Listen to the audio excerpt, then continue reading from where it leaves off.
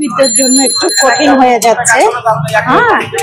আর otherwise মানে কোনো সমস্যা বাজারে অ্যাভেলেবেল আছে, বাট মানে আমাদের জন্য একটু কষ্টকর। ছোট ছোট কৃষকে খেতি করতে পারে না, এখন বড় বড় কৃষক এরা হলো সিন্ডিকেটের কৃষক, এরা হলো সিন্ডিকেটের কৃষক, ছোট কৃষক আসেনি। এই যে ফুলকপি আলা না বড় বড়, এই যে 10 গাড়ি 20 গাড়ি করে ফুলকপি এক একজন আনে, এটা একটা সিন্ডিকেটের ফুলকপি না। এই টাইমে ফুলকপি বেচছি 15 টাকা 20 টাকা পিস, এই ফুলকপি 30 টাকা পাইকারি। সপ্তাহে লাউ বেচছি 80 টাকা 90 টাকা পিস, প্রতি পিসে আপনার 30 টাকা 20 টাকা কমছে, বেচতেছে 60 টাকা। এটা বিক্রি করছি গত সপ্তাহে 80 70, এই সপ্তাহে 50, অনেক কম। প্রতি পিসে 20 টাকা 30 টাকা কম লাউ। মিষ্টি কুমড় গত সপ্তাহে বেশি 100 টাকা 120 টাকা, আর এই সপ্তাহে মিষ্টি কুমড় বেচতে আসি 70 80 টাকা। গত সপ্তাহে কলা বেচছি 40 টাকা হালি, এই সপ্তাহে কলা 20 টাকা 25 টাকা হালি। পাতাকপি গত সপ্তাহে বেচছি 60 টাকা 50 টাকা, বিক্রি করতে আসি 30 টাকা জোড়া 50 টাকা পাতাকপি। যে কোনো জিনিসের দাম কমলে কাস্টমার এটা ফালা করে, আর দাম হইলে উঠতে লয়। যেরকম পেঁয়াজের দাম বাড়ছে, দেয়া লাগবে 1 কেজি, হয় না 10 কেজি, পেঁয়াজের দাম আর বাড়বো না। এদেশে পাবলিক জিনিসের দাম হস্টেলে আর এটার মূল্যায়ন দেয় না, দাম হইলে মূল্যায়ন দেয়।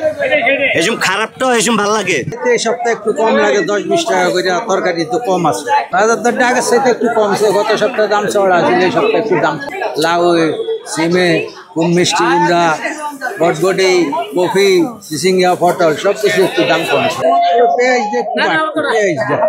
এই বছর একটু দাম বেশি, অন্যান্য বছরের তুলনায় এই বছর একটু দাম বেশি। সাদা কথায় তো আগে তো শুনতাম সিন্ডিকেশন, মাঝখান থেকে শুনলাম যে এগুলো নাই, কিন্তু আমি তো লক্ষণ দেখতেছি ওগুলো আগের মতোই আছে। কারণ এটা কিন্তু যুক্তিহীন, কিন্তু ওই যে উনি যেটা কথা বললেন যে পেঁয়াজের দাম বাড়তেছে, মানুষ 10 কেজি করে কিনতেছে, ওই জন্য এখন আর একটা জিনিস হলো কি, মানুষেরও একটা টেন্ডেন্সি আছে, সেটা গেল যেই জিনিসটার দাম একটু বাড়া শুরু করে এরা মনে করেন আরো বাড়বে, ওই জন্য স্টক করে। মনে করেন আমার কথাই ধরেন, আমি হয়তো নর্মালি 2-3 কেজি করে পেঁয়াজ কিনি, অথচ যদি দেখি যে দাম বাড়তেছে হয়তো 5 কেজি কিনে বাসায় রাখলাম।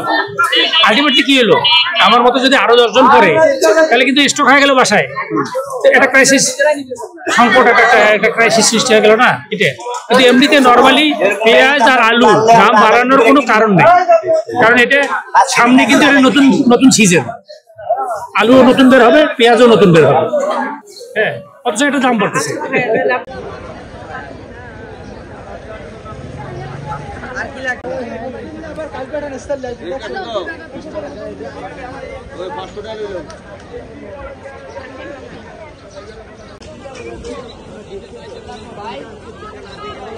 Bye.